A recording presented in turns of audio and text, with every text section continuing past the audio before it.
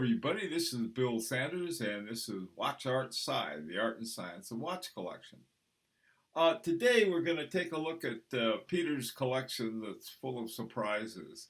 And without further ado, let's get started, and I'll show you what I mean by full of surprises.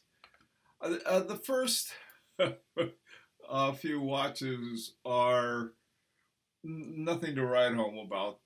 They're good-looking watches. So there are a couple Longines. There's a two-tone, and then there's a Longines Conquest, and they're both quartz watches. And so, other than saying that, I think they're interesting-looking watches.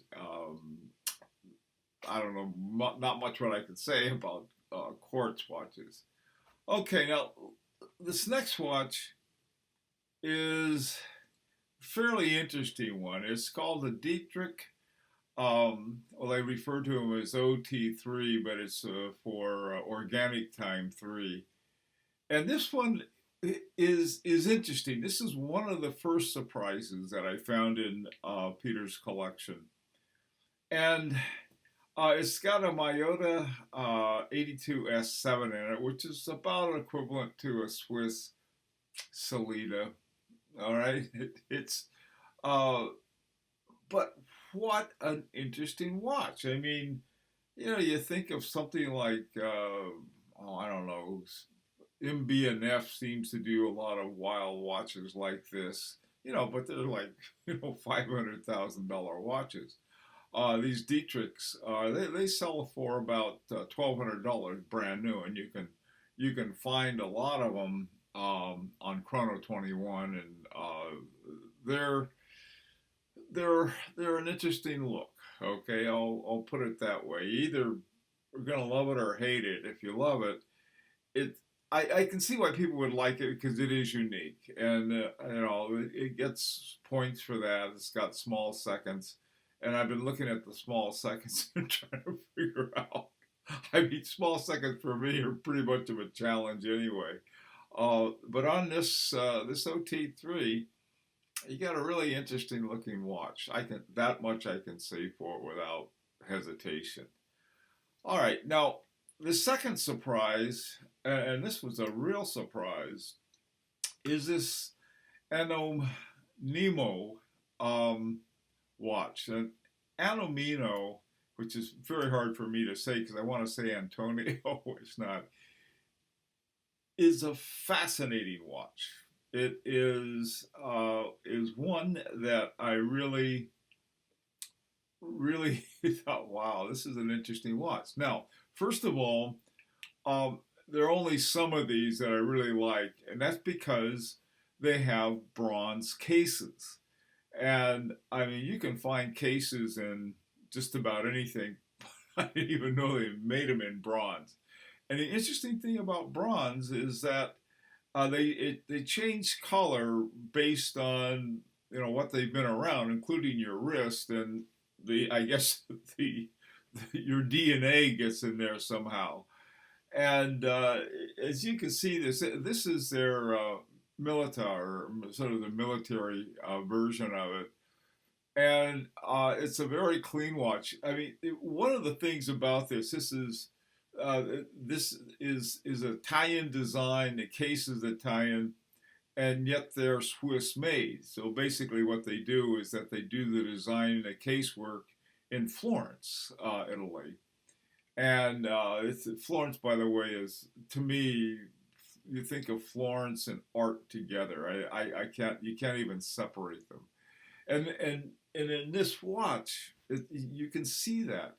I mean. I've seen watches with 12, 3, 9, and 6, but I haven't seen any with 12, 8, and 4. And yet it makes perfect sense in looking at it. It's a very, very good looking watch. It has a chronometer. The chronometer on it is a fairly famous one. Well, the chronograph part of it is by Dubois Depraz, and I'm sure you've heard of that. It's related to both Tag Heuer and Omega. So that part's interesting. The automatic movement is a Salida SW 300. And so it doesn't have much of a movement to it, but it is extremely interesting. Now, look at the crown, and the crown guard is right at the top. So you have the chronograph pushers where they normally would be, except you'd have a crown in between, but not on this one. Boy, you got a protected crown up there. I mean, doubly protected. The positioning protects it. The ones that are off to the side. This one actually has sort of this little one I'm wearing, my little 1972, has sort of a recessed crown on it, and it's hard to wind because of that. You take it to the bottom of the thumb and tickle it. This one, man, I tell you, it's you can get into some rough and tumble places. I think that one of the things that they wanted for this was for divers, but it doesn't look exactly like a diver's watch. It looks like a chronograph, which it is, of course. And I had never heard of this. This company was founded in 1992. It's about 25 years ago. The original owner, I guess, got tired of making watches and sold it. But the real story here is how they make their bronze cases. They're milled and not stamped. And that's a big deal. I know that companies like Vacheron and Constantin, when all of their parts are milled as well, and it's a big deal. And this is one of the things. So you got this really interesting case that's a milled case, and one of the points they say, well, if you're stamped, it stresses the material, the metals that something's made of, and that makes a lot of sense. And so by milling them, they got a pretty tough case and a bronze. Now, if you go looking for one, this is my suggestion because I went looking for one. You have to be careful if you want bronze because there are a lot of ones that are made out of steel, and I think you can find these in pretty good shape. In fact, I think possibly condition zero for between 2,200 and 2,500, brand new. And they're interesting. It's a very interesting watch. Here they have this Florentine craftsman making these cases. By the way, this is sort of the second round. I think it's about 2014 or so. It sort of made a comeback. The original owner was making, it seemed like he had a different case every day, and so there was no rhyme or reason to their collection, but they were interested, and they were all over the map. And then this new outfit took them over, and they have this master case maker in Florence make these milled bronze cases. Like I said, they make stainless steel ones too. I don't know if they make gold or not, but anyhow, this is another surprise that I found in Peter's collection. This one was quite interesting. Okay, going on now. Here you have two watches by Nick. I talked about the Orion in watches by Nick before. I think it was part of Ben's collection, and it's Nick is still, I hate to use the term kid, but I don't know if he's quite finished his watch master's work yet. I know he was in school and making these, and they're really remarkable watches. The one on the top left is the Orion, and it has this engraving around it. I mean, it's just a gorgeous watch, and it has a Seiko NH35 in it. Now, the other one is called the Singularity, and I saw some new Singularities, and I got to tell you, they're very creative. I saw the Singularity. It has this swirling dial background, and it looks pretty much like this, but one's in green. I think they have red. Very, very interesting, and it's built on top of a Seiko. I think it's SKK or something like that. But anyway, very, very interesting watches. Now, I don't know if you know this or not, but I got not crazy about Panerai. All right, This one I liked. I like it in 50 different ways. All right. I found a Panerai I really, really like. Not only do I like it, I admire it. Um, and now this is a Panerai Luminor GMT. Okay, that's fine. Now, one of the things, the reason that I've not been happy with Panerai is that it's one of those things that you never know what you're going to get in the movement. But this one has a really good movement. It's a base movement. It's a Panerai P9001.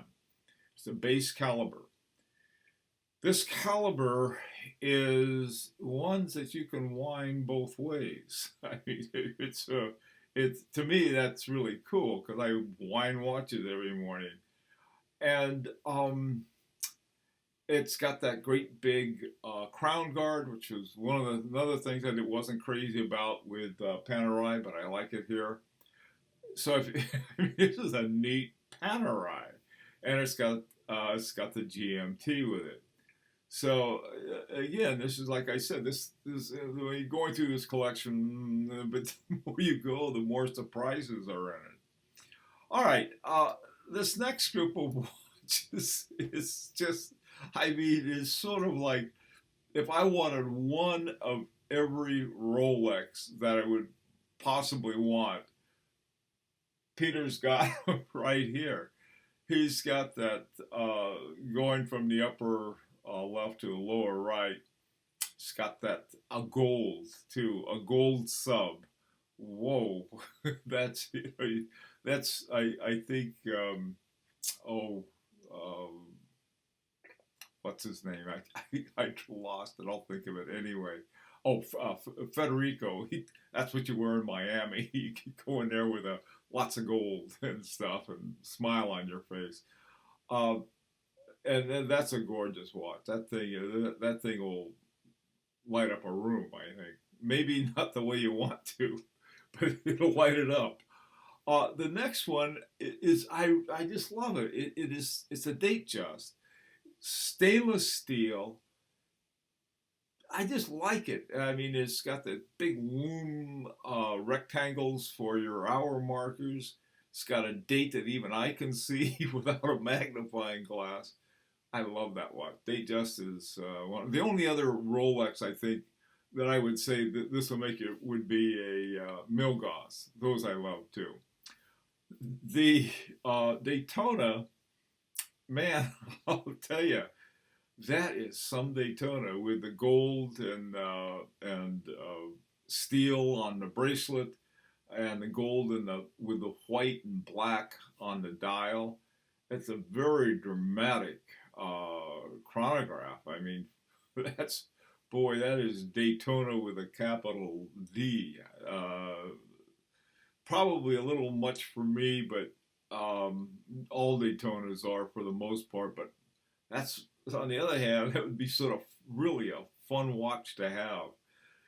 Finally, this is I was thinking of if I ever get a Rolex and something doesn't happen, I run out and buy something else.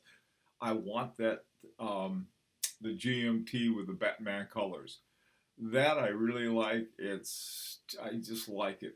Everything about it I like. I like the little, not little, but the clear GMT hand. The just a cool watch for. I mean, so yeah, you got. Boy, I tell you, there's a guy that knows his Rolexes, and I every one of them would be great to have. Every one of them. I mean, in terms for me for practical use, I like the GMT Master 2 the best. But man, I think anybody would like any one of those. Okay, finally, uh, you have a couple Tudors, the North Star and the Pelagos. And usually, for some reason, I'm used to Pelagos, well, probably because it won a Grand Prix. The Pelagos that they had for that we had a blue dial rather than a black dial. And the North Star is one that I generally just like it. I mean, not North Star. What was I saying? I meant North Flag, the North Flag.